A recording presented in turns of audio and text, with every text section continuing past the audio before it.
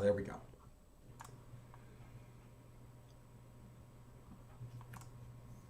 Okay. Then I think it is time to start. Okay. Let's see. So where we left it off last time is that we just constructed the spine and we've done this thing where we attached a bunch of little controls to it to be secondary controls that are being driven by contour to form field constraints and, you know, following along with what the overall contour deformation of the body is doing. And actually, we did a whole bunch of stuff where we like set up some automatic squash and stretch and a bunch of other stuff that I do with spines a lot. And I figured this time we are going to look at arms and fingers and just like the whole rest of the upper body region and see where we get. Maybe we'll do the legs too. Depends on how long things end up taking. Meaning, I think it's probably time to talk about contours IK. And basically the way that the joints and the IK interact. And so one thing that's probably worth noting to begin with is that, and we sort of touched on this last time, but I don't think, you know, now it's really going to come up, is the idea that joints in contour are supposed to be able to double as controls if you want them to.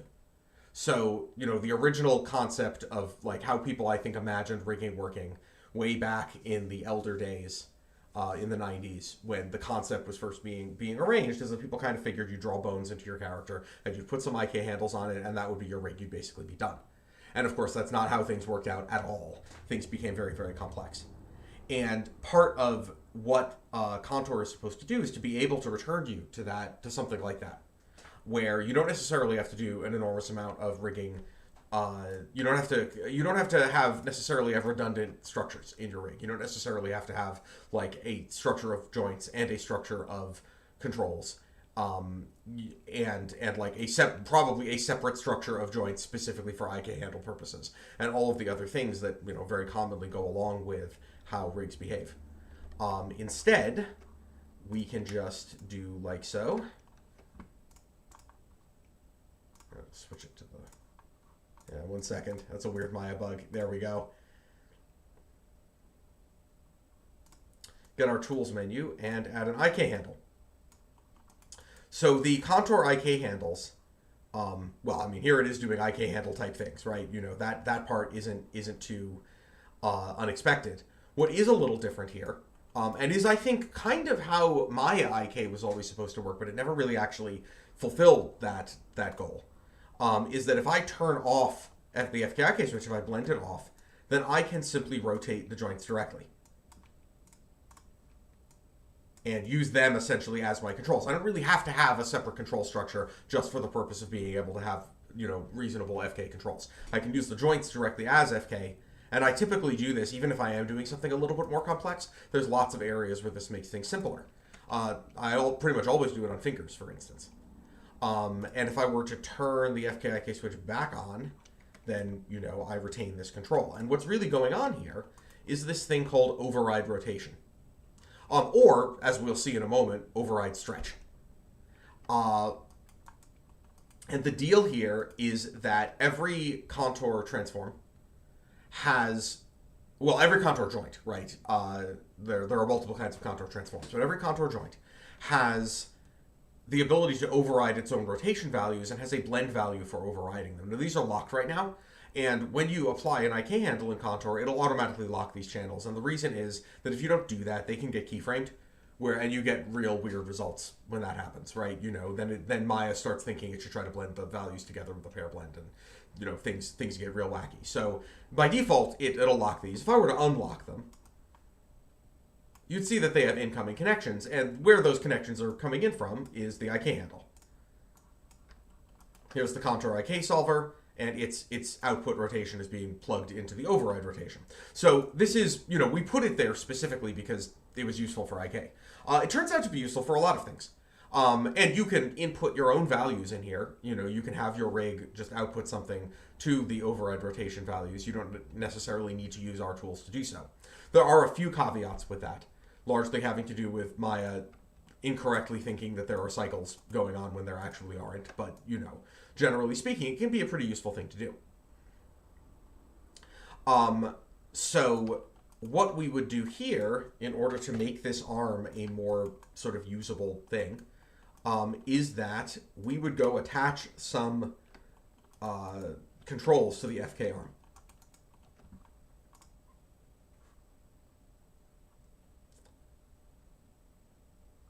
I shouldn't say attach some controls. We would make them look like controls by attaching a circle shape. And we happen to have, this is no different than simply taking a... Oh, let me go lock those again, or that's going to come back and bite me when I don't expect it. This is no different than making a circle shape and parenting the circle shape to the as a shape to the transform. You could certainly do it manually; it wouldn't make any difference. But it was convenient to have a little tool in there that does that. All right, I have it on IK right now. I'm going to make all this stuff way more visible in just a second.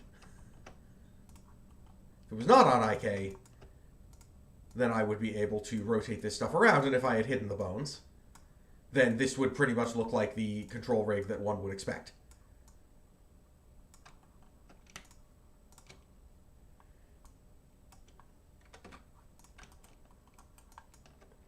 And I will do the same thing to the IK controls so that things are a little bit more visible.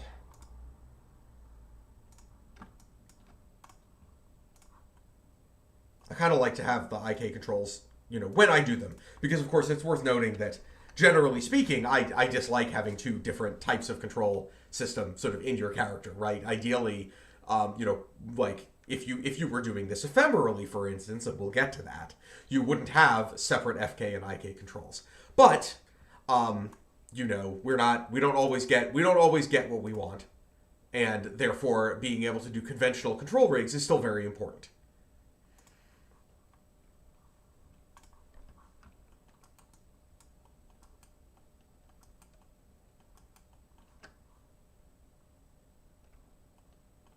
Let's see. So anyway, I made it look like a square because I do that a lot.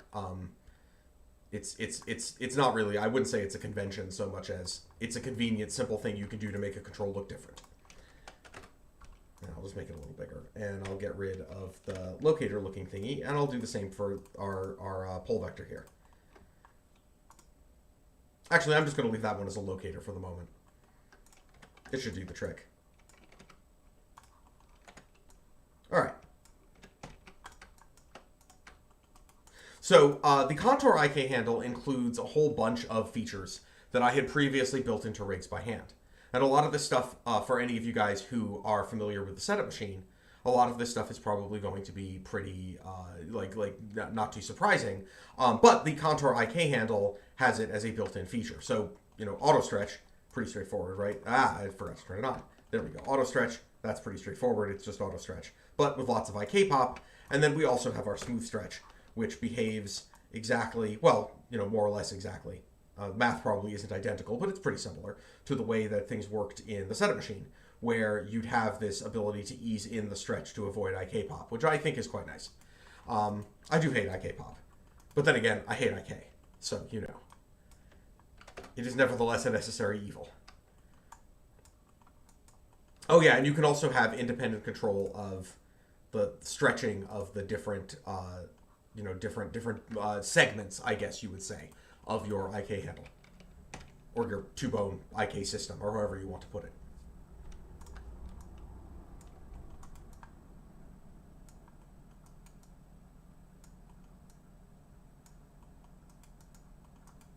By the way, I just wanted to check in, Tagore, if you're still on. And I am still here. I have not had a whole bunch. I have not had a whole bunch to say here. I've just been letting you. Okay, well that's demo. That's completely reasonable. I just wanted to make sure I hadn't lost you because we've been having these audio issues on and off. So, if you weren't there and I thought you were, then that would probably be awkward. So I wanted to check on it. We seem to have some new viewers, and I would like to welcome new viewers who have just joined this stream. However, since I am a new streamer and I don't know anything, I actually don't know how to see who you are. How do I see who's actually watching this stream? There's got to be a way to do that. Well, I don't know if there is or isn't, but apparently I don't know what it is. So, hi guys.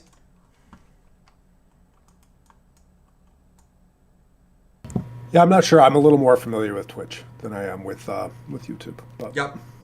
I suppose Well, we'll if have you to guys look if you that up. guys want to say hi, you could put something in the chat. Hey, Matthias. I hope I said that right. I probably had the same question last time. And there's one other person here. All right, so let's see. We put IK on one side. We're going to do it on the other. It's basically going to work exactly the same way. Oh yeah, I already did that. Let's see. IK handle.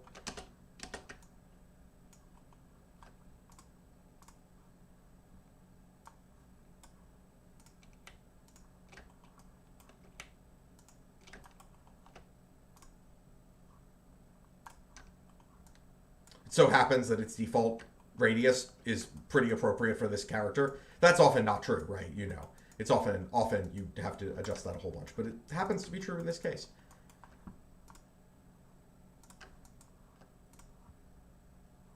What radius did I give this?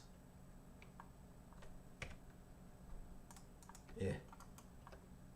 There we go. 15.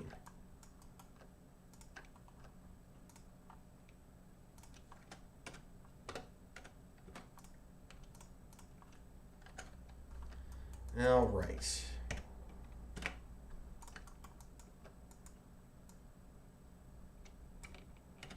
So, we were just talking about the fact that in Contour, you have the option of having bones essentially be controls, with the idea that this returns things more to the state, the state of rigging, where the idea was you draw in some bones and they just kind of work, none of which ever actually came to fruition. That's not how modern rigging works at all, right? But since we want to be able to do that, we want to be able to have, you draw in some bones, you apply an IK handle, you have a working rig. We don't have a separate control structure. As a result, there are questions like, how do you do space switching in terms of, say, isolating rotation on the arms? And the way that you would do that, here, I'm just going to turn this back to FK. Oh, looks like I had stretched some stuff too. Oh no, I just placed it differently.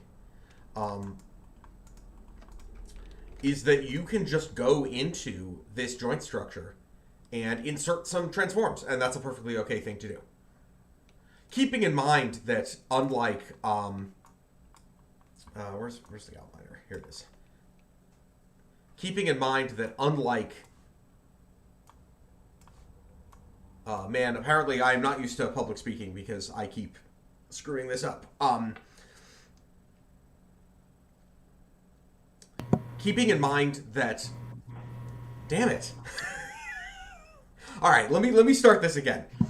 Basically what I'm doing here is I'm going to go insert some transforms into the joint structure in order to be able to do some space switching, and I can do that right in the joint structure. That's right, that's what I was getting at. That in a lot of cases in a conventional rig with a joint structure, what you're trying to do is to have the joints be entirely separate from the rest of the rig.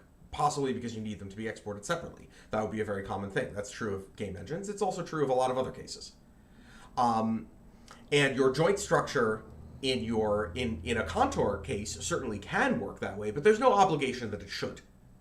I mean, there isn't any obligation that it should in conventional rigging either. It's just a very, very common practice. And in the case of Contour, that practice, while still beneficial in some cases, is a lot less relevant if you are creating rigs that are not intended to be exported in any way. I mean, after all, the Contour joints themselves cannot be exported to a game engine. They could drive some conventional Maya joints that are exported to a game engine, but they themselves cannot be. And generally speaking, the joint structure As of right now, I should that is point true. out. As of right now, I do think that there is the potential that we could be looking at moving them to a game engine in the not too incredibly distant future, but it's still very speculative at this point. Yep. And I will also say that there's a number of ways that this deformation might be able to be brought into a game engine that are pretty interesting. I'm pretty interested in testing out the new when UE5 was released. They along with UE5's release, they've released a well, I suppose that's the wrong way to say it. It is actually part of UE5, the ML-based deformer for essentially doing complex deformation from Maya into Unreal. And there is a pretty good possibility, I think, that this will work well for contour deformation, including if you have sort of more complex layer deformation like we have here. I don't really know unless I do some testing, but it certainly does seem possible. And if that is in fact the case, then I think that offers potentially a way of rigging up some pretty complex rigging and getting it into Unreal effectively. However, if you did that, you wouldn't be taking the contour joints themselves, I think, and having them be the things that you would export. You'd have probably a more complex system with a second set of joints that are essentially doing the correct things for export purposes. Given the way that system works, is that you have a linear blend, weighting, and then the ML deformer creates deltas from that. So you still wouldn't be exporting in that circumstance the contour joints directly. But I certainly think that in the future it may well be possible to do so. Yeah, there's another thing to point out here about what you're doing here, which is that when you make a chain in contour, it comes in a hierarchy, right? You have a joint socket, you have a joint parented under that, and all of this. And a lot of the time that is exactly what you want. And that it is important to note that that's not a requirement for contour. That is to say that you can take things out of hierarchy in contour and everything still works. The spline doesn't depend on that. You can unparent all of the joints if you want to. Absolutely. That's actually a very good point. That what we essentially have here is a situation in which a lot of our tools are built around this idea of like, oh, well, you have this joint hierarchy with joints and bones in between each joint, with joint sockets, with bone CVs and their sockets to buffer them properly, and all of these other things. That's somewhat separate from how the deformer reacts to the spline. All of the joints and bones, what they're ultimately doing is outputting to the spline, and we think this is a good way of doing so. However, it is actually entirely possible that someone could output things directly to the spline without necessarily going through the transforms that we've created to do so. So as an example, here, let me just actually take a quick look at this. So if we take a look at what this contour joint is doing, it is going out to a contour spline, and what it is going out to that spline with is, a bunch of attributes that are relevant, including its world matrix, along with twist radius and Hera twist and a variety of other things. You would have to, if you were doing this manually, set all this up yourself. And what that contour spline goes out to is a deform field, and that is what actually goes out to the contour deformer. And we actually put a lot of effort into trying to make this graph clean. Where if we take a look at what's going into the contour deformer, if we go back up the other direction, right, we're looking at something where we've got some deform fields going into it because we've got multiple chains, multiple splines, and the deform fields are attached to either a spline that is being actively controlled by our bones and joints, or to a bind spline. And the bind spline is essentially, well, it's the equivalent of your bind data. It would be what your bind matrix would be in a linear blend scanning type system, but it's a spline because our stuff is splines. So so hopefully, and of course this looks like a little bit of a rat's nest because things that you do through the node editor often do, like it can be a little hard to interpret visually, but we've kept this. I mean, it is a little hard to interpret visually, but at the same time, nothing like a big complex rig with thousands of nodes doing complex or having complex interrelationships, which is a lot of rigging. Relatively speaking, this is pretty easy to understand. You've got your contour deformer, you have deform fields going into it. The deform fields are generated from splines. The splines are being controlled by joints and bone CVs and bones, and that's basically it. And if you wanted to plug your own stuff into these splines, you have the option of doing so. And while our documentation does not really go into detail on that because it's sort of beyond the scope of what was reasonable for us to do in our documentation, if anyone buys Contour and wants help setting that up, we would definitely be happy to talk to them and walk them through some of the details. And that's certainly true. That is a little bit farther than I was intending to go with. I think what I was getting at though was just about the hierarchy, right? Right. That the hierarchy is not essential. Yeah, no, that's true. Totally fair. Yeah. You can drive the spline with anything you want if you hook it up correctly.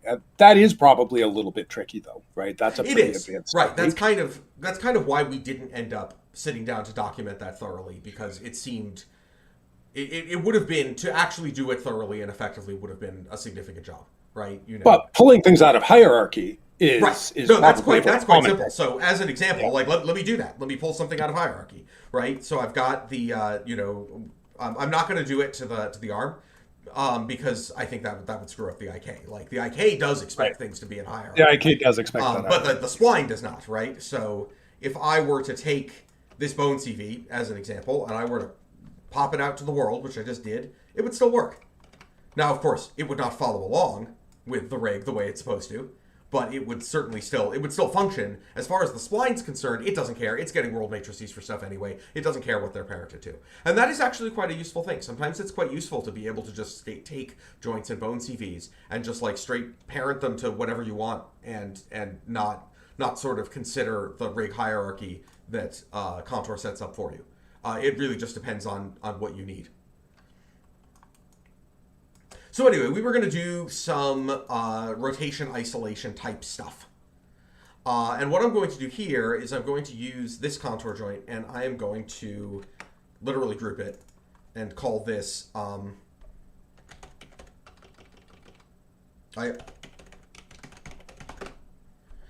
as you may have noted, and I noted this in our in our previous stream too, I have not gone ahead and named any of this stuff, and I probably should. There is a degree to which I think that naming in rigs in terms of DG nodes is actually not that important. For DAG nodes, it really is important, actually, and I should have done it, and I'll get around to it.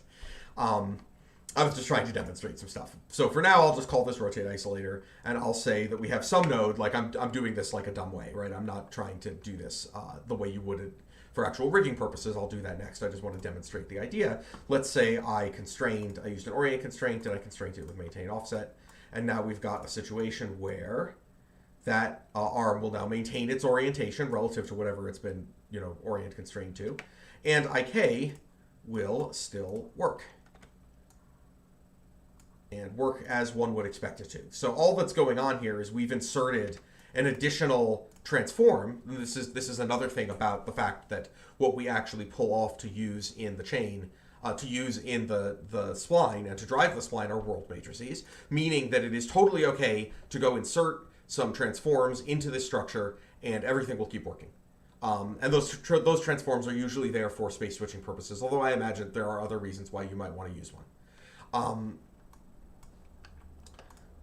So let me just sort of return this to bind pose. That bend in the arm is there because I have smooth stretch on, and one of the effects of smooth stretch is to leave a little bit of arm bend, right in the in a almost straight form. Like the whole point of smooth stretch basically is that as it approaches where it would be straight, instead of actually reaching straight, it instead keeps itself bent and slowly eases that out. So if you want something to actually go to bind pose, you have to turn smooth stretch off.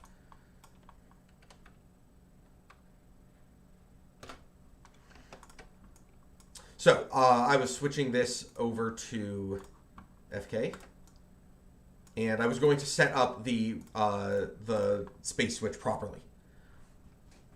So I'm going to get rid of this rotation isolator because that's not really how we want to do it. Let's see. So which actually bears the question, how do we want to do it? There's a number of ways to set up space switchers. I don't like any of them, right? But we have to deal with what we have to deal with. And one of the things that I have been experimenting with recently is giving animators a bit more control over blending the space switch. Now, here's a little bit of sort of space switch philosophy, as it were. Don't do that, right? Blending space switches generally doesn't work out very well, because what you're doing is essentially shifting the parent space of your control out from under it. And so you end up having to counter animate that, and it's kind of awful. But there are occasionally scenarios, especially on arms like this, where you're only using a space switcher for rotation purposes. You're not doing it for translation, where that can actually be valuable. And and also doing it the other way, where you have like an enum or something that lets you choose spaces, is a bit more of a pain to rig. So I eventually sort of threw up my hands and was like, well, this isn't too bad. Like, generally speaking, you shouldn't blend spaces. But if you're going to have spaces, having the option to blend them, as long as you know that you usually should not do so, isn't the worst thing in the world, and it's a little simpler. So that's what I've been doing, and that's what I'm going to do here. So I'm actually going to go back and put a control back for this. And so the way that I would typically deal with this is that instead of doing something where I have something that I am constraining to something in world space, and I'm constraining it with maintain offset so it maintains its orientation, I want to have a little bit better control over what the relationships between things are. So I'm going to call this, I'm going to call it left arm space switch or something, right? Like I said, I'm going to go name all these stack nodes real soon, I promise. Let me just see what these are. Oh yeah, those are all the secondary controls. I'll just put them in here. And I would take a null or something. I would take something that I would use to represent what that transformation ought to be in some other space. And I would use that as my driver of the space switch. So what I would do there, for instance, is I would do something like here. I'm gonna use a little bit of ad hoc Python like I do all the time.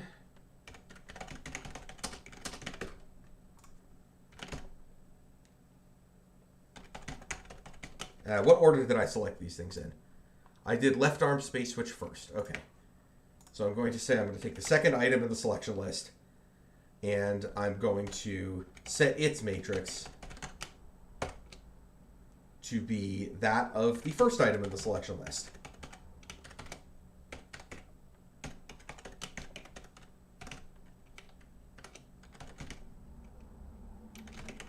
But in world space, because of course it is parented to something. I believe that should do. Oh yeah,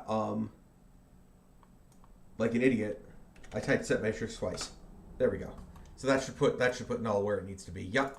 And I'm going to call this left arm upper body space switch target or something like that. And that gives me a control that is with the correct transformation that I can later go parent to things that I want to actually have these spaces adhere to. And the two things that I probably want to do, oh yeah, I'm going to do shoulder as well.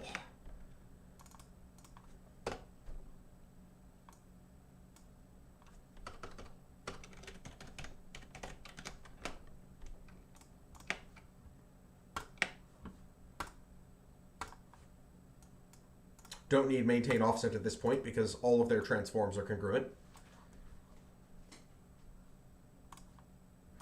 A couple things. First of all, also probably not news to lots of people who might watch this stream, but like, I don't know why average is the default because never use it, right? Shortest is going to give you a reasonable quaternion-based interpolation of these things. Average will not. Average is not good for anything as far as I'm concerned. Let's see. So what I have been doing these days when I have to make space switchers, which of course I hate doing, is that I will literally make attributes that essentially amount to the very attributes that your orient constraint actually has in terms of attaching blend values and a weight to each transform. Like I said, this is not really something that you want to be doing actually practically in animation. You don't want to be messing around with, like, generally speaking, one of these should be 1 and the rest of them should be 0. And I go back and forth about whether it's actually better to have like a pull down that, you know, then controls these things after the fact, as it were, meaning like you'd have an enum that would basically be something like, you know, shoulder, upper body character, and then you'd have some nodes figuring out what values need to go into your constraint for that to be correct. And that's perfectly fine. I think that in some ways that might be better. On the other hand, the fact that you have the option to blend at all will very, very occasionally actually be useful, and it's simpler. So I ended up deciding to do this. I think I'm actually going to do some more ad hoc Python here.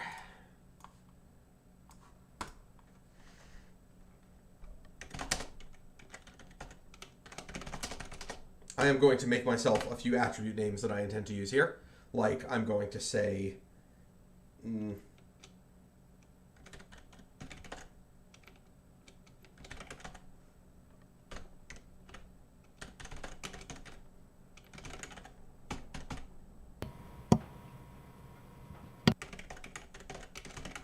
I stopped naming things world space because they're never actually world space. Like, every time that you do a space switcher and people say it's in world space, it never ever actually is. It's probably relative to your overall character.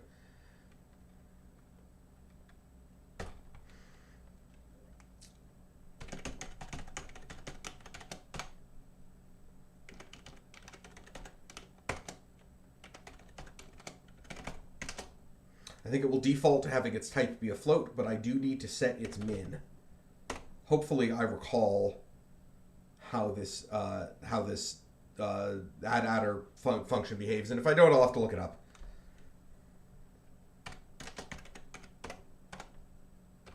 Also, I can't type.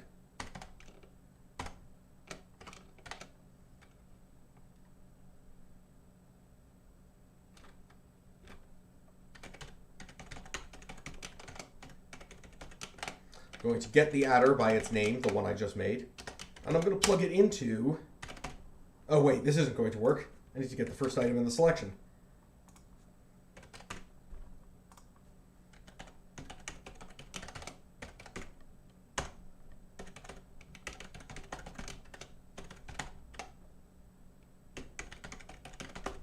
I'm going to get the constraint, W, oh that's right, adder, W plus, and I actually need the index here because that's how you can refer to these things. Their attribute names are actually W plus the index of the input.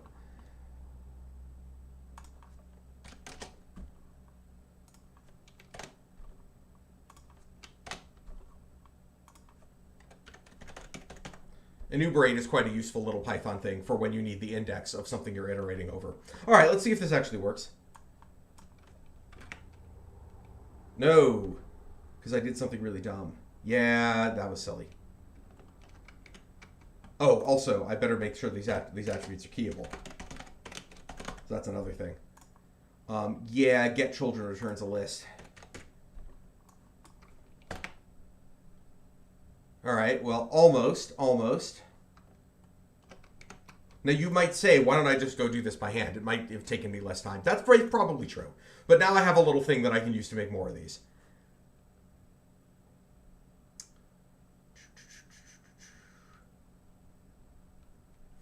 List index out of range. All right, I'm actually going to do something. A little bit different. It's a little hard for me to follow just because of the delay on the stream. I'm sort of hearing you talk and then I'm seeing you type a little bit later. But let me ask you something. Is it possible that something here does not have children? It is entirely possible, and I'm thinking that's probably the case. But I'm just doing this first because it sanity checks it. It's like, look, because there are many ways you can lose the selection in Maya, and I don't think you would do it in this case. This is probably going to have exactly the same effect. Yeah, that's what I thought. But always good to check and see the obvious thing. Yeah, no, what I'm sure is going on here is that the node in this question does not have children, and indeed it doesn't. This was very dumb of me. This actually is a sibling of this node, the constraint that is. So actually what I need to do is node.get parent.get children. This will probably work. Yeah, there we go. And so what this should do, not that you'll actually see anything happening here because I'm not actually doing anything, but like the constraint is now hooked up, and it is hooked up to these nodes, which are the same world space transformation of our little space switcher buffer thingy here in world space, but independent of the hierarchy, so I can go parent them to something else whenever I want to. And it does not appear that this is working properly because this is set currently to upper body space, but moving the upper body around is not doing anything. I screwed it up. I got them in the wrong order. So what happened? Let's see if I can undo that.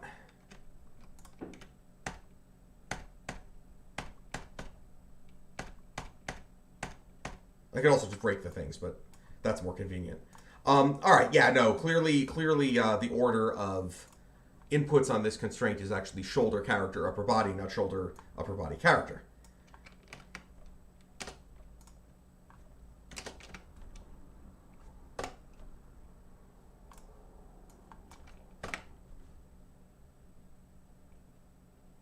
Did I just undo? Yeah, okay. One of my many undos undid the fix we just made.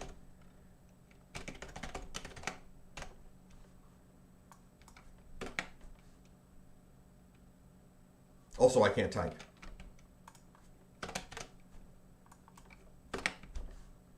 That's better. And upper body space should now... Yeah, control the arm. There we go. So what we'll do once we have an upper body control, which we do not yet, is that I'll just parent this to it and everything will work. And I find that to be a nice way to do space switchers.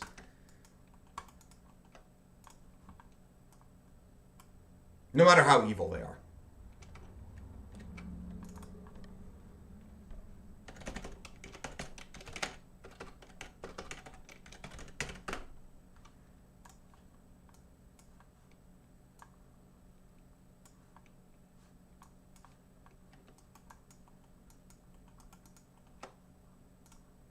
All right, let's see. Where was I going with this? Right.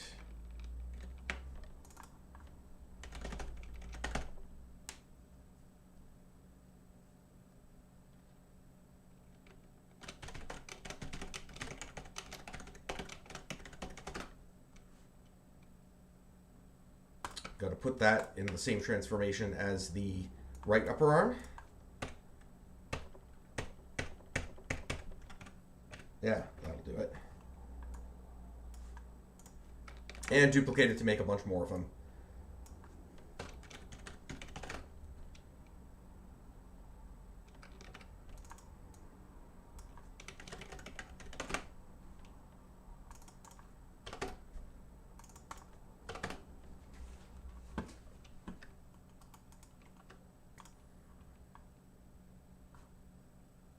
All right, I might as well do them in the same order, just to make things a little bit more clear. So shoulder, character, upper body is the order that I did it for the left arm, and I'll do the same thing.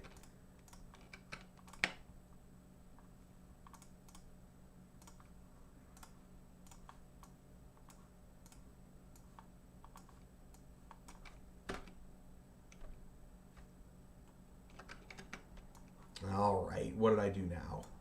Oh, it did not actually create the constraint. Oh, I constrained the wrong thing is what happened. That was very silly. Shoulder, character, upper body. See, whenever I'm recording videos where I'm like, I want to make this actually like clearly express one very specific thing, and I'm not streaming and just doing things as I go along, it all looks like this is like, oh, I know exactly what to do and I always press the right things. This is not true. Maybe this is true of some people, but like this is what rigging is actually like. You're like, oh, why didn't that work? And then, you know, one discovers why it didn't work. Yeah, programming is like that a lot of the time too. Yep, it is. I'm pretty old, but I'm not quite old enough to have been a programmer in the punch card era, and I'm really pretty pleased that that's the case. That must have been really, really hard. Oh God, yeah, I can only imagine. that would have been very difficult. Yeah, apparently I never actually made the constraint. I got distracted by telling that anecdote. All right, let's try this now. I am old enough to have worked on systems where it took like 20 minutes to compile them. And that was enough to give you a strong incentive to get things right the first time. But in modern systems, especially interactive ones, I'm very willing to make mistakes. Mm-hmm. Well, and that is, I mean, I think that's, you know, this is a little bit of a tangent, but I think it's maybe important. Like, having it be okay to make mistakes is actually, I think, a highly laudable quality for any system to have, right? Having it be resilient to mistakes. Part of the purpose of, and, you know, now I'm getting a little bit off into the ephemeral rigging, you know, discussion, but like part of the purpose of ephemeral rigging is to make it resilient to mistakes, actually. In the sense that what the decisions you make at one time don't box you in. And you can see immediately if some decision you've made was the wrong thing, or as soon as possible.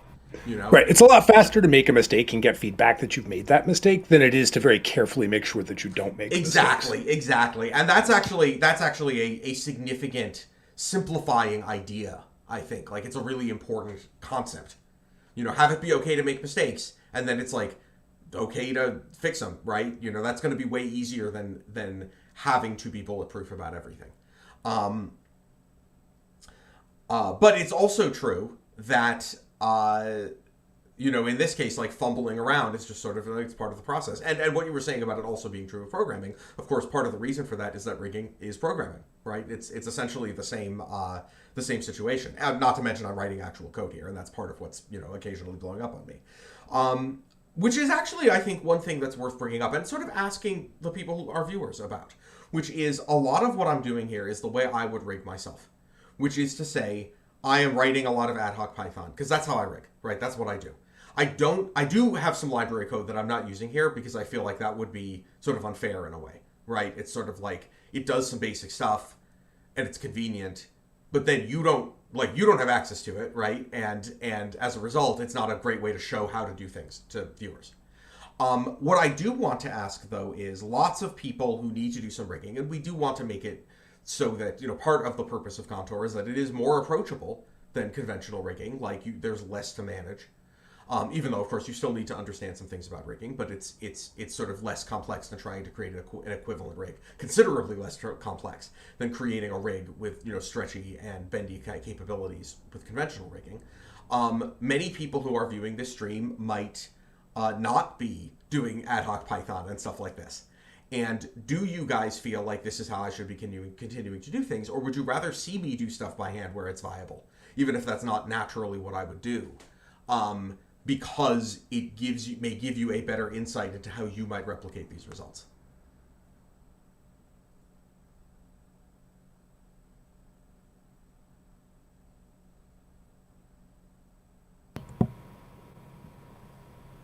Well, there's a bit of a delay, so I'm sort of waiting to see if anybody responds. Sure. I mean, I think we can move on. I'm watching the chat. I'll let you know if anybody chimes in about that. For the moment, I think I'll proceed as I'm going. Here we go. Thanks. Yeah, I certainly hope so too. That was in response to Stefan Gura's comment. Hi, hope spline deformation and ephemeral rigging become wider used or standard all around the industry. Keep doing the good work. Thanks. Thank you for watching. I certainly hope so too, right? One of the things that I have discovered, we've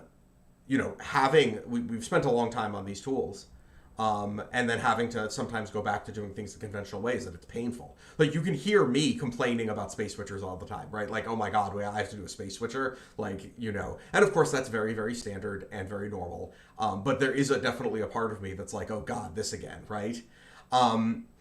Because they're so painful compared to the same thing in an ephemeral context. And like I said, we'll get to we're not doing ephemeral rigging right this second. We'll get to that in, future streams. But the other question, I think, is, so, even if I am sort of proceeding with, doing things with ad hoc Python in the way that I am doing them, I do want to quickly address the question of ad hoc Python versus more, I guess one might say, engineered systems. The way that I tend to rig is that I do a lot of ad hoc stuff. I will write myself bits of code to generate stuff into the scene. I am not generally writing something that I'm intending to be something with any significant engineering behind it. I mean, obviously we are when it comes to writing things like, the ephemeral system, which is a lot of engineering behind it, right? But I'm talking about when I just build stuff in Maya. I am not generally any longer writing auto rig type tools. I am generally writing myself little functions and stuff that'll just build some stuff that I need in that particular moment, and then I'll go edit it. And that is actually very much comes out of disenchantment with what has generally happened to auto rig tools in the industry, as I've observed, which is that they tend to cause a lot of issues because you do end up, generally speaking, you may start out with the intent to not do this, but you do end up messing around with the rig a lot directly in Maya, because very frequently, if you have a more complex, more highly engineered system, I guess that might be one way to describe it, when you do that, you tend to make it difficult to make little changes. And that's something that can very easily back people into a corner, and their only way out is to go in, well, their only reasonable way out, a lot of the time, depending on your system, right, is to go ahead and make a lot of changes and probably break your ability to continue to use your auto rig system on that particular rig. So what I've taken to doing is to, rather than engineering any kind of complex system, trying to build in as much of the capabilities that you want directly into the nodes that you're using. And this sort of goes back to that question of finding the right primitive to describe what you're attempting to accomplish. So that... Well, you know how much of a hobby horse I have about frameworks versus libraries. Right.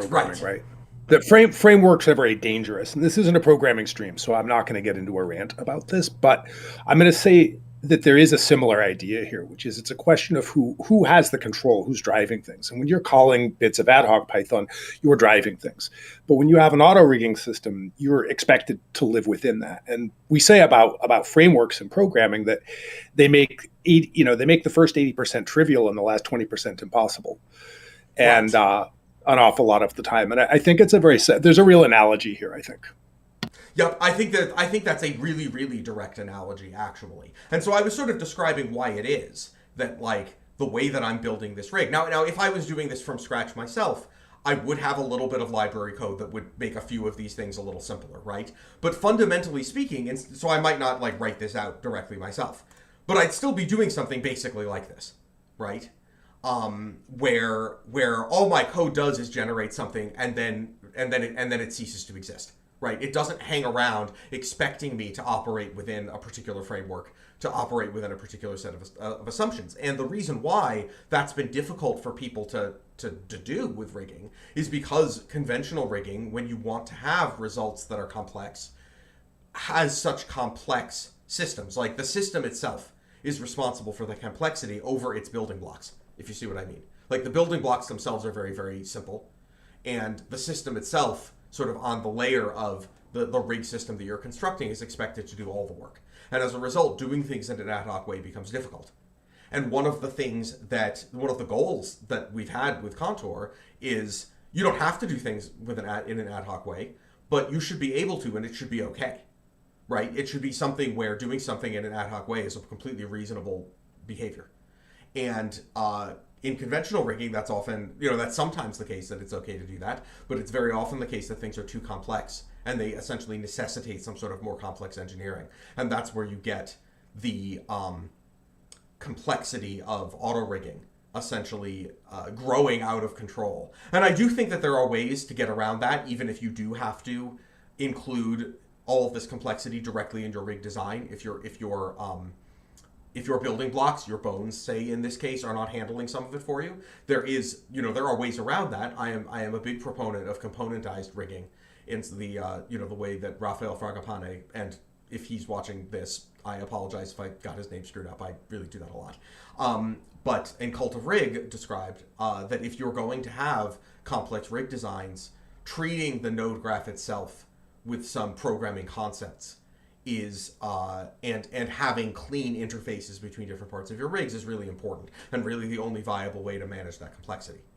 I think a lot of the issue with it is just the sort of the tools for rigging, the node graph, all of this stuff. They lack a lot of the tools for abstraction and modularity that we have when you're writing programs in a programming language. And I think that if you... Sorry, didn't mean to interrupt. Right, I mean, if that weren't the case, I think that these problems would be less significant. Right, and you can build that abstractability, as it were, in. It's possible to do so, but you got to kind of roll it yourself. I mean, there are assets, right? Assets are these things in Maya that I don't use very much. Assets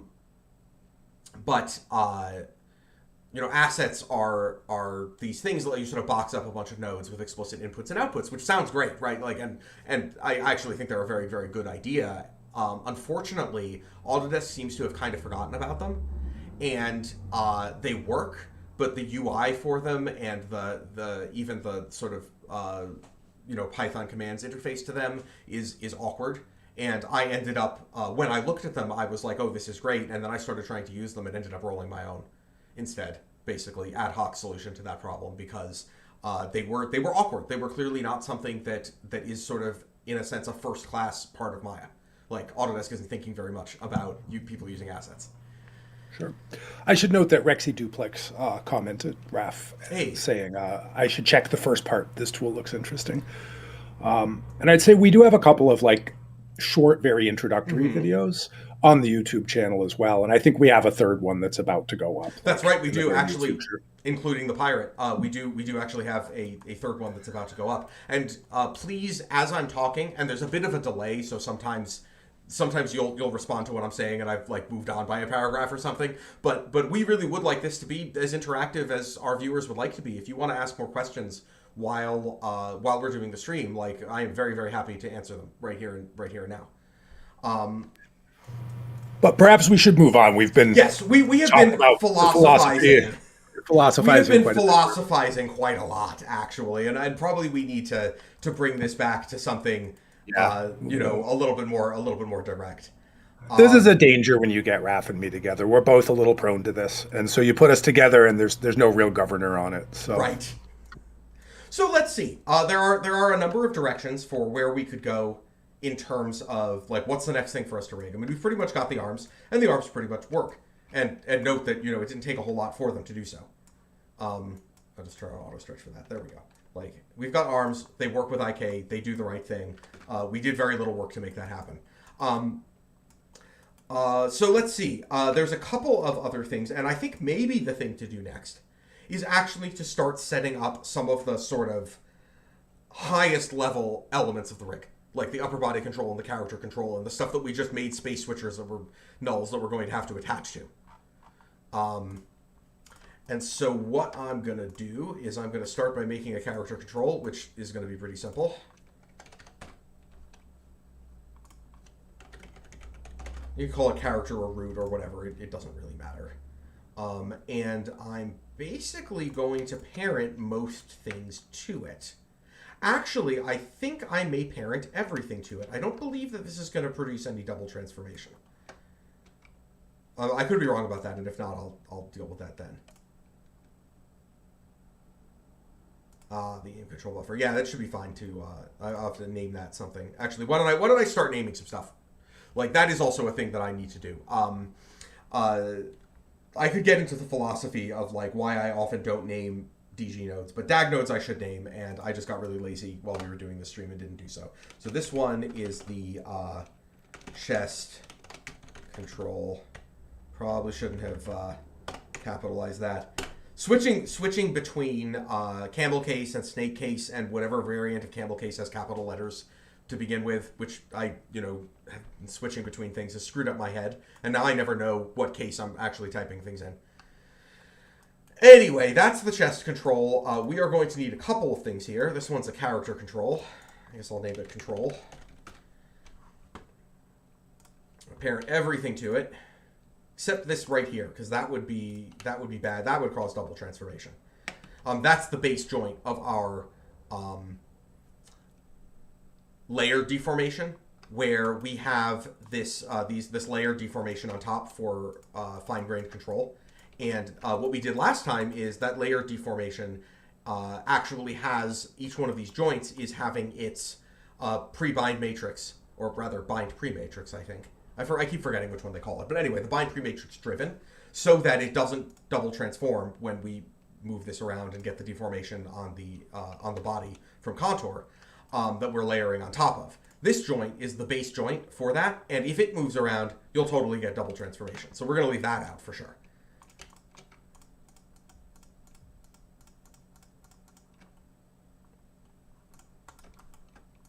Yep, that's what I expected. Here's a cool thing about contour. Look at that. Look how everything's automatically scalable. As I recall, Tagore, this actually took a while to get this working, but it really is true that like it will compensate. It automatically will based on the basically what it does is any of these bone sockets, it looks at their world space transformation and adjusts its deformation accordingly. So all of the classic we can't scale this rig because something in it is actually looking at the world space transformation of things, and this all gets broken because now the lengths don't mean what you think they mean. Yeah, that doesn't happen with contour. This is actually very, very, very nice. Like, that's such a Yeah, pain to deal with normally. it was a while ago, but yeah, I do recall there being a little bit of complexity around that. Yeah. But from the user's point of view, hey, it just does the right thing, right? I will defy anyone using conventional rigging approaches that have not been explicitly designed around scalability to just pop a bunch of stuff underneath the control and have it work and scale it and have it work properly. Like, you don't see that. You can certainly make it work properly, people do, but it definitely adds complexity, and if you haven't engineered for it explicitly, it's not likely to happen. All right, so we've got our character control. Let's make an upper body control.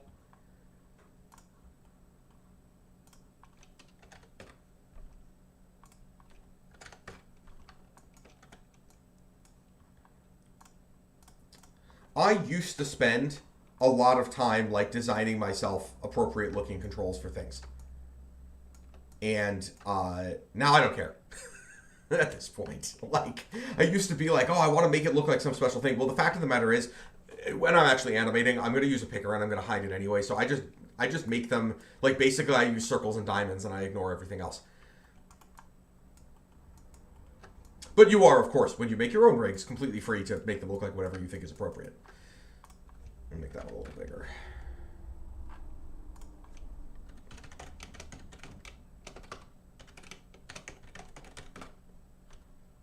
Like I said, I cannot type.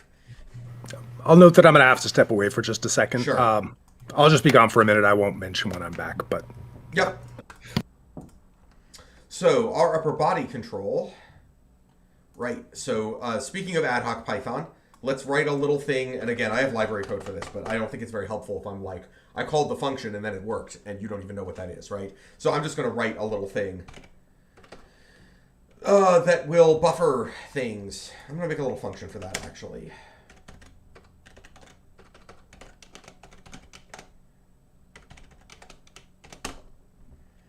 That's a terrible function name, but I don't care right now.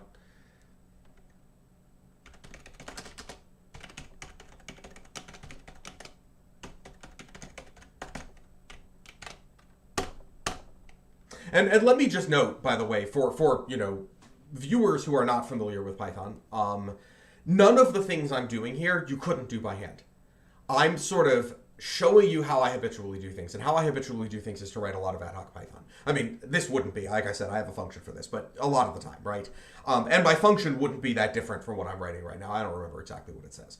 But I do want to make sure that I'm not making this impenetrable by writing a bunch of PyMel, or, scaring people off because they're like, PyMel, what's wrong with you? Which I understand. Like, for this kind of ad hoc stuff, I think PyMel is actually really good and efficient, right? There are many reasons why people don't always like using PyMel, and I don't disagree with a lot of them, but it's efficient for this purpose. But I do want to stress, all of the things I'm doing here with my ad hoc Python can be done by hand. If anybody is really confused and like, how the heck would you do that by hand? Feel free to post it in the chat and I will go do it by hand instead. I'm just doing this because it's sort of what I'm familiar with and it's what I tend to do, and it's a lot faster. Except, of course, when it's broken and then you have to figure it out, but that's programming for you. It's still usually faster to do it this way. Let's see.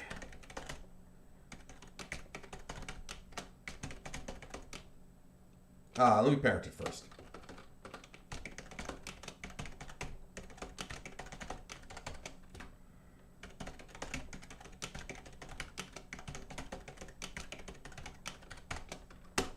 I typically use set and get matrix instead of explicitly setting translate and rotate stuff because it's one call and it gets everything.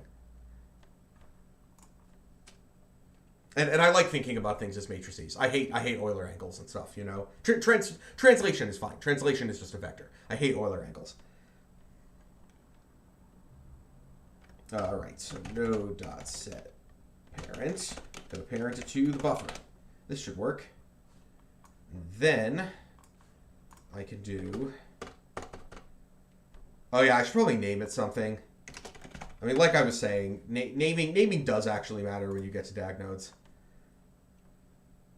I'm just going to do this.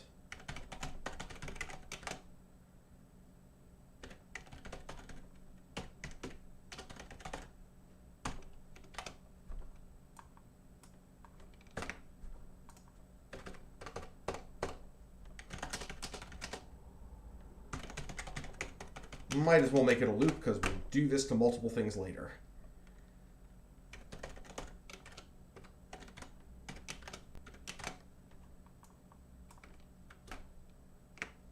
That worked. Now we can use it again. That was really the only purpose in that. Obviously, it would have taken 2 seconds to do that by hand. But for anyone who isn't familiar, and I really, I need to make sure that I am being clear about this. For anyone who isn't familiar with the concept of a buffer, basically the idea is this sets the parent space to be this control's default transformation, so that it's zeroed out in its default state. And I call that, lots of people call that buffers. People don't always call, people can call it different things, right? And in later versions of Maya, and maybe even in 2020, I actually don't recall, you have offset parent matrix, which lets you do this essentially internally to the node, which is really nice. I don't tend to do it a lot because I do a lot of stuff that needs to work in older versions of Maya. And so I'm looking forward to the day where I can get rid of buffers and just use offset parent matrix. But that day has not yet come. Right, so attaching things to the control, to the upper body control, let's see. I think that what I am going to do is actually just immediately create a pelvis control that's attached to that and parent various things to that, because that's the other thing we're going to need.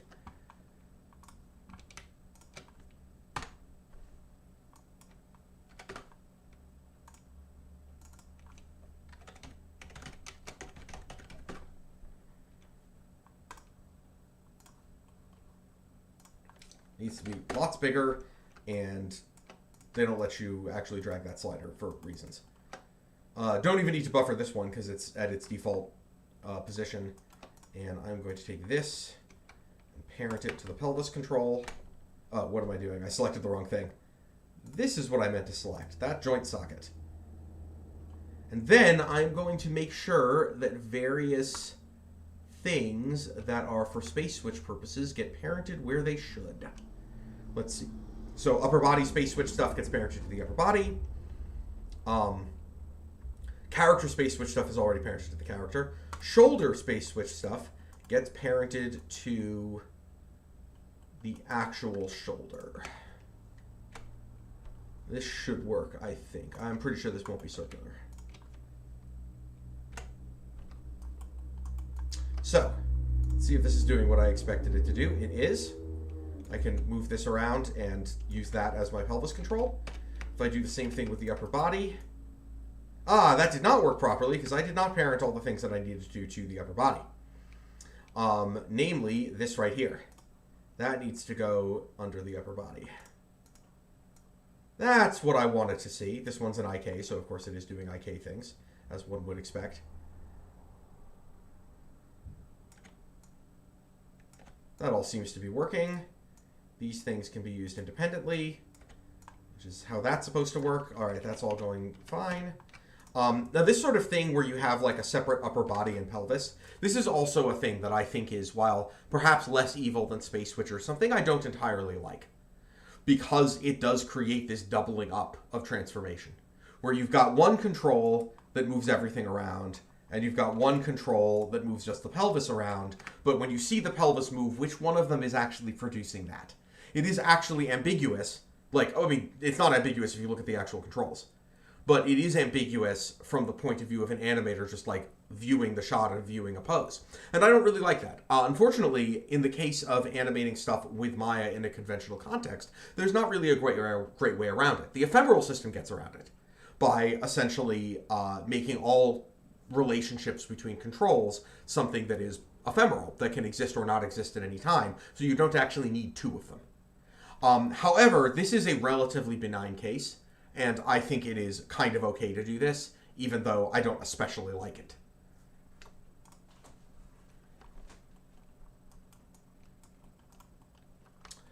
Let's see. Well, and also, like, what other choice do you have, right? Like, otherwise, you'd have to, if you wanted to rotate the whole character, you'd have to independently move both these controls.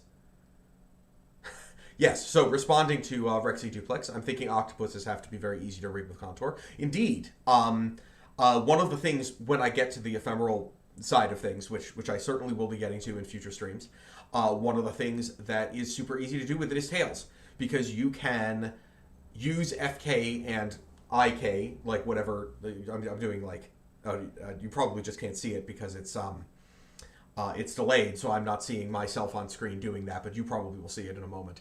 I do find that confusing. There's a very, very significant delay on this stream. So the if you do like tails or octopus tentacles or things like that, being able to arbitrarily rotate them in a FK-like way at any control down the tail, or grip the end and do IK type things, or grip something in the middle and do magnet type things, like does make those kinds of things like ridiculously easier to animate than your conventional rig. And essentially a lot of it does come down to this question of, do you actually have multiple multiple control structures? And I really, really dislike the idea of multiple control structures. This right here is a minor and relatively benign example of multiple control structures. Multiple control structures are really harmful in terms of your ability to understand and reason about what what the rig is actually doing in your shot. Let's see. But, again, if you're going to do this conventionally, you basically can't escape it. I'm also going to attach, and here again, we are simply using the joint itself as a control. And in the context of contour, it's perfectly okay to do that. I mean, you're certainly not obligated to, but it is often a useful thing to do. I'm just going to attach myself a circle shape to it, and now I have a circle shape for it, and that's really all I needed, right? Now I've got something that really is basically the same as the sort of thing the setup machine would have been doing with spines, with one in the middle, very Schleifer spine type approach, but it is very easy to make.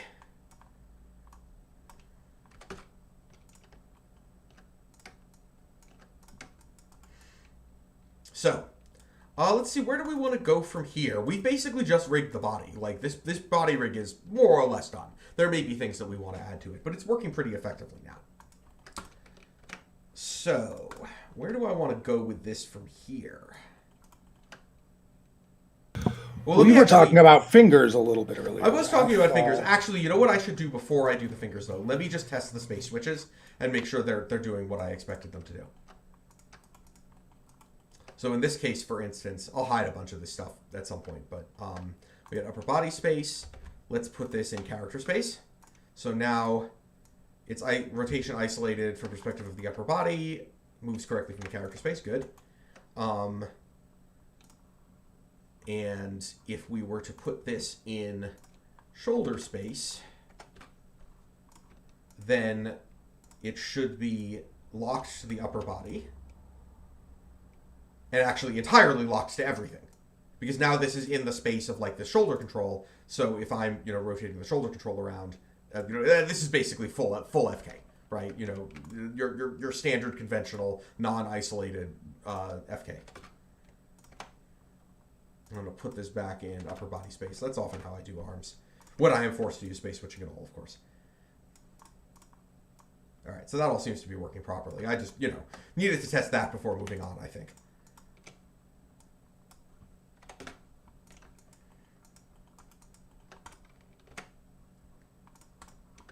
Yeah, so fingers. I think that is actually the next thing to do. Let's take a look at some geo that we haven't been looking at. Hands.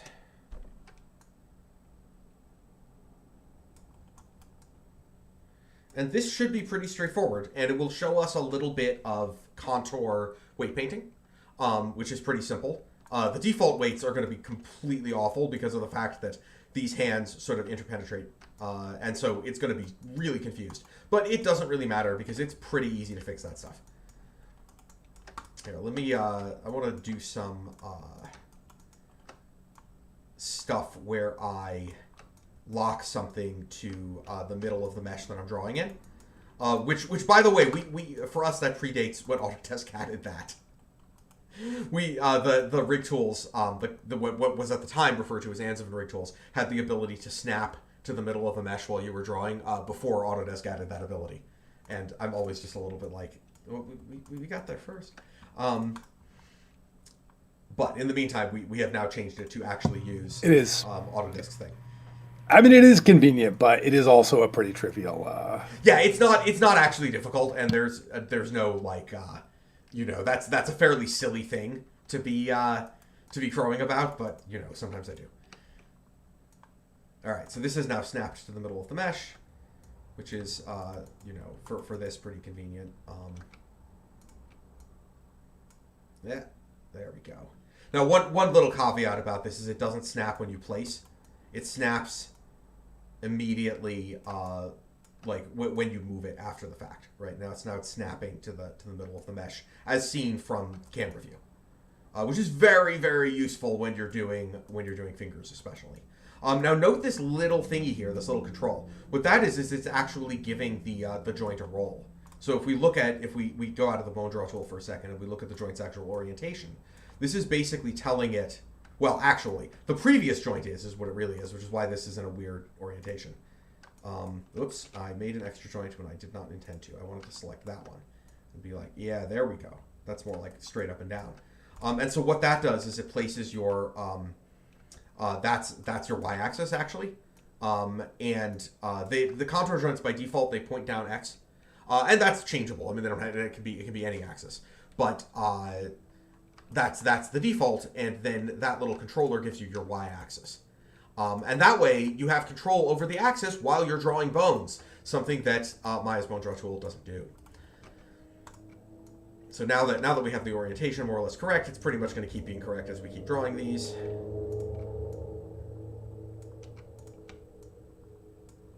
It's pretty okay for this to bend a little bit.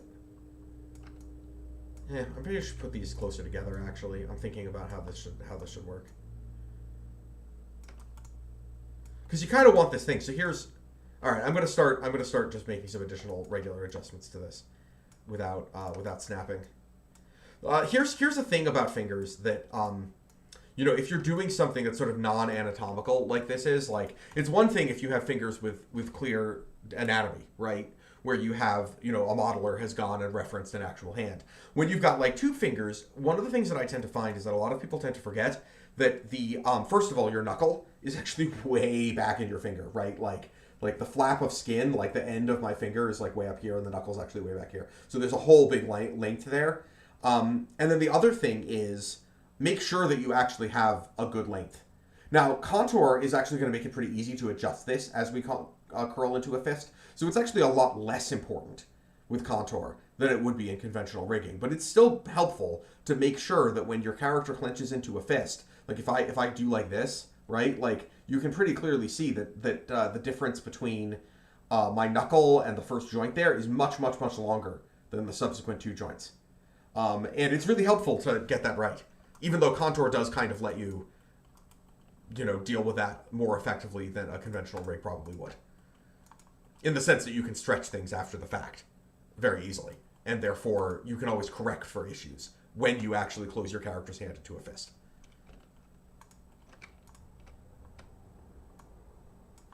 All right, I stopped doing that. There we go.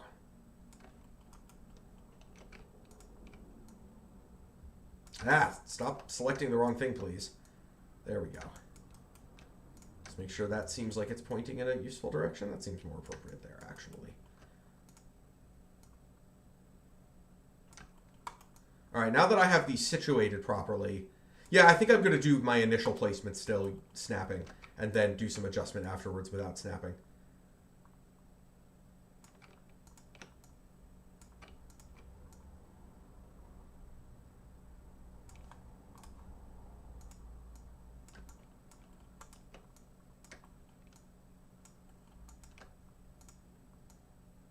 Another thing I don't love having to go back to when I have to go back to it, Maya's joint draw tool. This is significantly nicer, and it's maintaining all the tangency. You may note that I've moved these things around, everything's still buffered properly. It does all of the sort of nice stuff to keep your rig arranged, your structure, your joint structure arranged properly. Let's push this over here a little bit, I think. All right.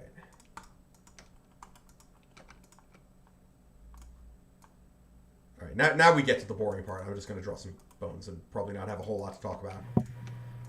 And I will say Rexy Duplex is thinking that octopuses have to be very easy to rig with contour. Oh, I know. I actually already responded to that one. I missed that. Yeah, that was while you were out. Okay.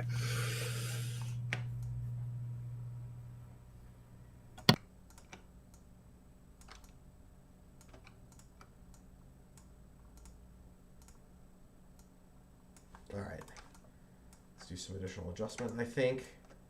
I don't know. I have a tendency to get a little absorbed in this and like probably take more time on it. Actually, for actual you're making a rig purposes, taking some time over this and getting it right is absolutely worth it. I just mean for demo purposes, like I probably don't need to be as careful, but I don't want to not be as careful because my brain doesn't like that. So this is what I'm doing.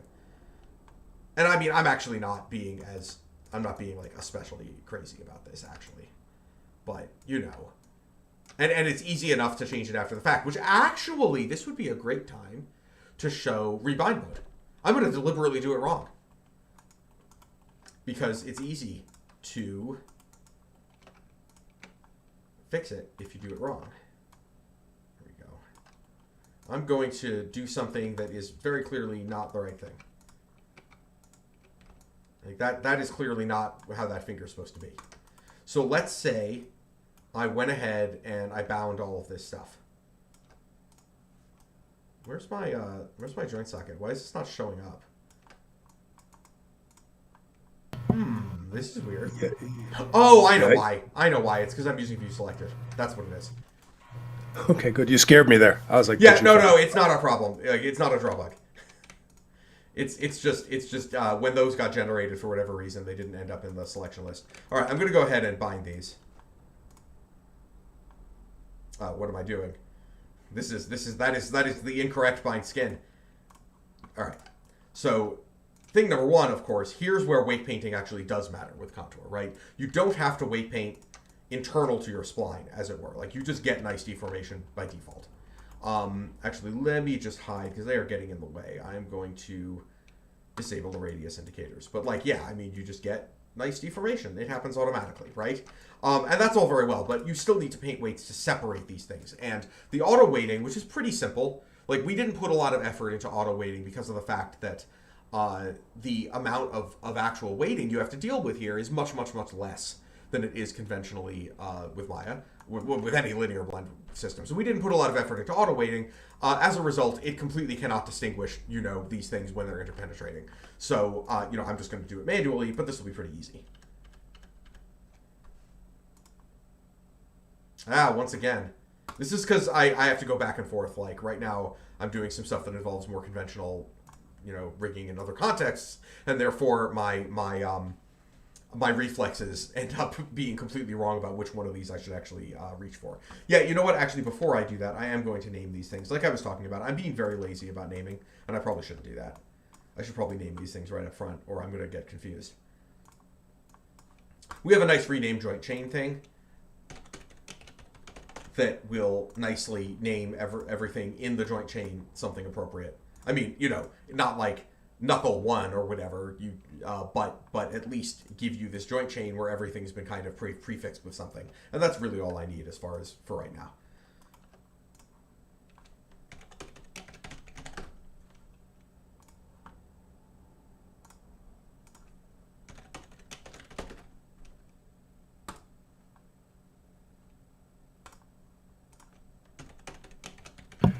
Yeah, Rexy Duplex is saying people quit rigging when they discover weight painting. I bet they do, because it sucks. Yeah. Yeah, I mean, it's an interesting question, how to actually generate really good auto weights. And it's something that would be nice to take a look at in the future. It's certainly not our highest priority. It's a hard problem, though. And I think my feeling about it is that it's one where so much of the value of it would come from getting it like 95% right. Getting it 80% right, I don't know. Like there's some value in that, but well, for us it's a lot less important because we just don't need as much weight painting, right? There certainly are methods that you can use. Maya has some of them, right? Like geodesic voxel weighting and all of that stuff. None of which are magic bullets, but some of which are certainly better than your bog standard proximity based, auto weighting. And it might be worth it for us to implement one of those or piggyback on Maya's or something like that at some point. It hasn't been a priority for us because of the fact that, well, you'll see. I'm about to show you why it hasn't been a priority for us. Oh, here's a weird little thing. This is kind of a little bug that happens occasionally where it'll automatically stick you in component mode. So you may note that if I try to paint right now, nothing's going to happen because none of the, like the, oh wait, I am wrong. That is not what's happening right now. I went and selected some components. This is what it was supposed to do. Never mind. Occasionally you can get this happening and it's a weird Maya bug. But that's not what's happening right now. So anyway, I'm just going to take all these verts and I'm going to take my pointer and I'm going to flood them. Oh, I flooded them with smooth. That's not what I meant to do at all. There we go. I'm going to flood them 100%. And now that's all to get this this particular finger working. That is all I needed to do. Now, of course, you can curl this because of the fact that these fingers are so thick. I am actually thinking that the radius on these might not actually have been sufficiently high. Let me just take a quick look at that.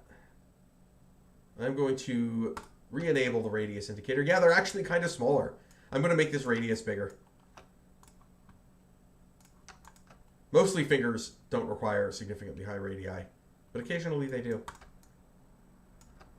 The only reason you saw the thumb move is just that I didn't add a thumb thing and the thumb's weighted to the finger too, which is silly, but you know, I just haven't painted anything away from it. But yeah, now we get slightly nicer, a slightly nicer thing when it crunches down like that. And this is a really critical thing actually. Like I would have had to spend. Now I'm kind of beating a dead horse now, right? But like I would have had to spend a whole bunch of really obnoxious work, weight painting to get this result that I get automatically with rig tools. It would have been a huge pain. And it's still like, because of actually really because of how this geometry is arranged, you can still get some slightly weird stuff, but it's so much easier to deal with. I should point out, by the way, Raph, that Ryan Craig is asking in chat. He's saying, I've asked this before, I know, but just curious, what was your technique to facial rigging, mainly in regards to Little Bird? Aha! So that is actually a subject I would really like to get into, but I don't know if I should get into it on this stream, because it would be a bit of a departure. But I will very, very briefly answer that question. So what I have been doing with faces essentially follows the same general philosophy as what we're doing with contour, which is like find the primitive that fits the problem. In the case of faces, sometimes that's contour. It can be pretty helpful sometimes for like eyebrows and stuff. But a lot of the time, it's essentially either a spline, in which case I would use contour, or a surface, in which case I would use perhaps a wrap deformer. But there's actually a kind of a weird solution to that problem that does not actually require any wrap deformation at all. Wrap deformation isn't slow like it used to be, but it's still like, it's still a whole thing. And what I've actually been doing for a lot of faces is deliberately modeling them at absurdly low resolution. So that I literally have one edge loop around the mouth, say, per control that I intend to use. Essentially using the subdivision surface itself as the deformation, in a sense. And that's only viable for cartoony faces, but it's actually pretty viable even for faces that aren't super cartoony. Like that's how Little Bird was done, and it's kind of a weird sleight of hand that's only going to work under certain circumstances. But on the circumstances in which it does work, it's highly beneficial for both performance and how fast you can construct it. So actually going through the Little Bird facial rigging. Which is probably much simpler than you're imagining it to be, which is like actually one of the things that makes this really nice. Like simplicity is something I really, really struggle for. That is something that I would love to do, but I think it's something I probably have to do on another stream because that would be a whole separate topic. But I would definitely love to go through that. Yeah, and I think one of our intents with this stream is, obviously right now we're pretty excited about these tools. We put them out pretty recently, but I think, we definitely want to cover things of general interest, as they say, as well. Yes, because like nothing about that particular technique necessarily requires any of our tools, right? It works very nicely with them, but you could do stuff the way that we did for Little Bird, or the way that I did for Little Bird without necessarily using contour. I think it would be quite difficult to do the Little Bird body rigs without using contour. But you could have done the facial rigs without it. And that would have been fine. It's definitely it has philosophical similarities, And so it definitely would be interesting to talk about and to show, and it doesn't necessarily need to be contour related for us to want to talk about it on this stream. Anyway, I've now repeated myself enough, I think. Where was I? Yes. let's go do this for the other fingers, and then I will show you Rebind Mode. And then that's probably all we're going to do today, because it's approaching 5:30.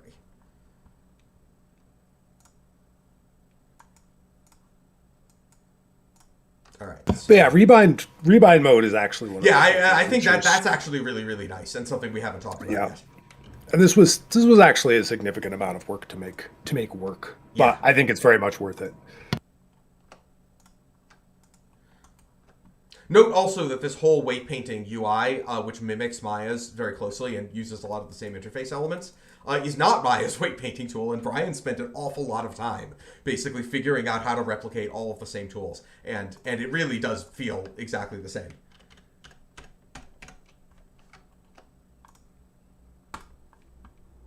Oh, whoops, wrong one. That's Pinky. There we go. Yep. And Ryan is saying there are not many easy ways to rig faces. So if Contour was used for that in Little Bird, it would also change a lot in that regard too. That's true. I think one thing about it is that, you know, Raph's actually done some really interesting things with certain types of faces, using Contour. I mean, many years ago with a very early version of it, the Ghost. Yeah, the Ghost I was about to say is actually a really good example, and is really interesting. But it's not always the right tool for faces. There are cases where it's, I think, potentially really, really useful for certain things, but I think there's a fair number. I mean, you can speak to this a little more than I can, Raph, but I think you probably agree that for a lot of things, it's maybe not the best tool as well. Right. Well, it comes down to that question of what primitive fits the problem. And in the case of body rigs, there's an enormous amount of stuff in a body rig, almost everything, where a spline is the primitive that fits that really well. Sorry, I'm responding now to what Happy Horse just said, which is this is very cool, that there might be too many circles on screen. Yeah, there's a lot of circles. Let me turn some of them off. Now there are fewer circles. It's a little easier to look at. But anyway, yeah, it's this question of finding the primitive. Splines are the right primitive for bodies. I mean, I really think they are. Like, almost all the time.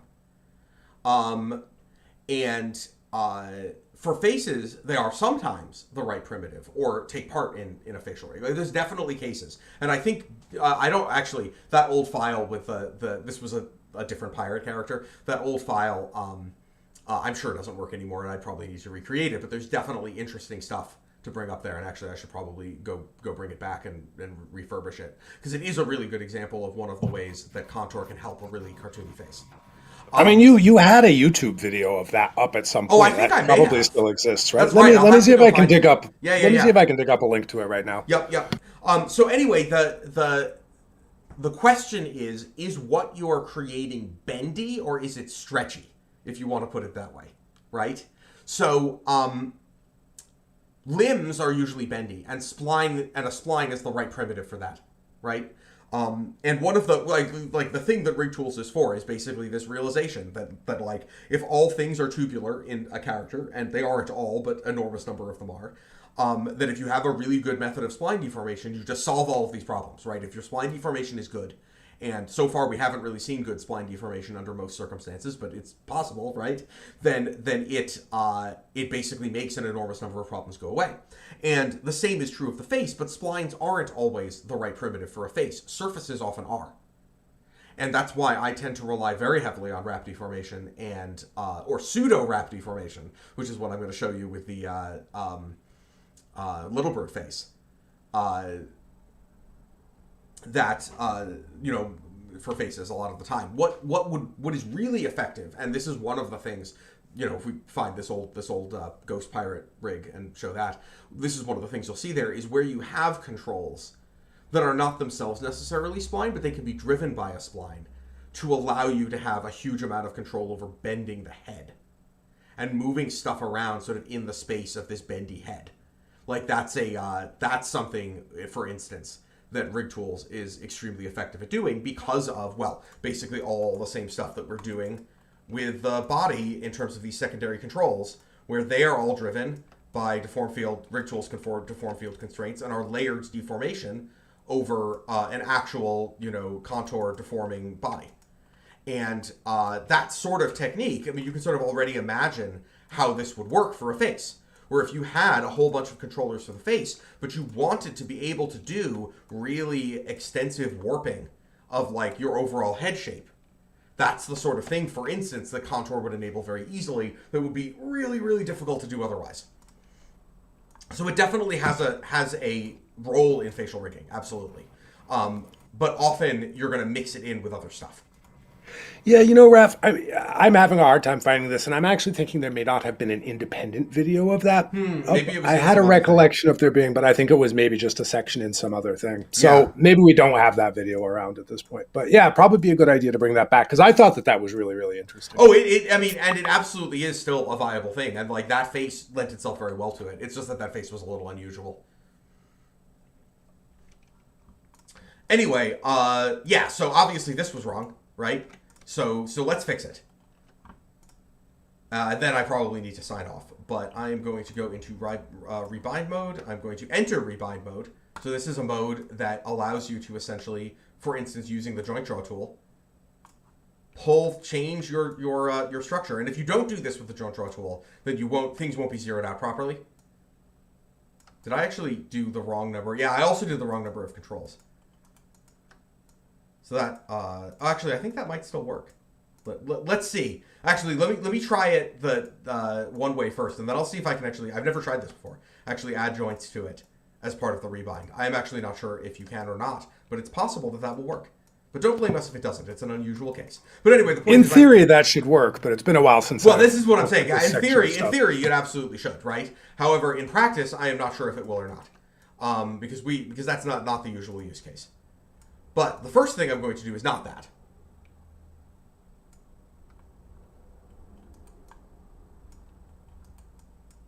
Oh, don't apologize at all, Ryan. Ryan's just saying my apologies for that. I saw the make on your blog. I don't know what you're apologizing for. That's a really absolutely important question. That's a great question. And I'd love to get into some of that stuff and maybe some of the Unreal stuff too. Like there's a lot of stuff we can get into. Anyway, I'm going to leave Rebind Mode, and now everything works the way you would expect it to. Essentially, all that's doing is it resets the bind spline and bind to form field when you exit that mode. And makes it very easy to go reposition stuff. And because I use the joint tool to do that, everything is buffered properly because our joint tool actually does that. Now let's see if I can actually add a joint with the joint draw tool and have it also work. I am not sure if it will. Oh, it's not zeroed out. What? Did I have orientations on there? Yeah, I did. Okay. Right. It won't, if you don't have your joint zeroed, it won't let you muck around with it in terms of adding additional joints, which is what it should be doing. So anyway. And add another one there. Right, that would be hard to compensate for. It worked. Look at that. Yeah, I had a feeling it would. Yeah, I kind of figured it would too. I just felt like I had to like caveat it because like who knows, right? Who knows? Sometimes it could blow up on stream. Don't work by your exactly. If it was a surprise that it didn't work, I feel like that would have been a great stream, right? But anyway, the upshot of this is like, hey, that was really easy to do. It would not be easy to do in a conventional context, right? Well, and this goes back a little bit to what we were saying earlier about it's nice to be able to make mistakes, get feedback on those mistakes, and then be able to quickly course correct. Like, that's a really important thing to be able to do, I think, rather than having to plan everything out and get it right. It just takes a long time. Like, having to plan everything out and get it right is just like, it's not a good situation, right? You want to avoid that if you possibly can. And of course, lots of processes in CG have typically been that, though. Certainly, rigging kind of is in a lot of ways. I mean, it's not that you can't go backwards; it's just really, really, really hard. And that's true for like a lot of pipeline stuff. It's less true now than it used to be, right? So like, things aren't quite so dire on the lighting side in terms of like, oh, if you have to make a change, it's not quite as difficult as it used to be back when people were doing things like using 1,001 spotlights because you couldn't actually do global illumination or whatever. Things are certainly better now. And things are a lot better in modeling in a lot of ways when you aren't locked in by topology because you're using ZBrush or whatever. But there's still lots of stuff, retopology being an example, like once you do actually have to topologize your mesh, then you've made some decisions about it that are going to kind of box you in later, right? So there's enormous amounts of stuff in the CG pipeline that's still very, very much like that, and it's frustrating. Anyway, I got to get going. But this was great. I think that we went over some stuff that hopefully was helpful to you guys and interesting. And we will be back next Tuesday Apologies for last Tuesday. Something really weird was going on with YouTube, and we still don't know what was causing it. But like, we basically couldn't get the stream working. Next Tuesday though, we will keep going. Hi AJ, and thank you for watching, and hi Happy Horse. Thank you all for watching, and we hope to see you again. Yeah, and like and subscribe if you haven't. That's right. Oh yeah, no, I forgot to say that. That's really important. Like and subscribe. You're not a real YouTuber unless you say that like every 5 minutes or so. Yeah, exactly. We should probably get a nice little animation made with like animating bells and stuff, because that is a thing. Well, I just like, before I get off, though, I'll just respond to Happy Horse, who says super underrated. More people need to see this. I mean, if you wanted to, like, if anybody wanted to like share it around and direct people to it, I wouldn't say no to that, right? Like, please share it around as much as you want. If you want more people to be exposed to these ideas, we would like that. So anyway, great seeing you all. We'll see you guys next week, and thank you very much. Then. Yep. See you next time. All right. Bye. Bye.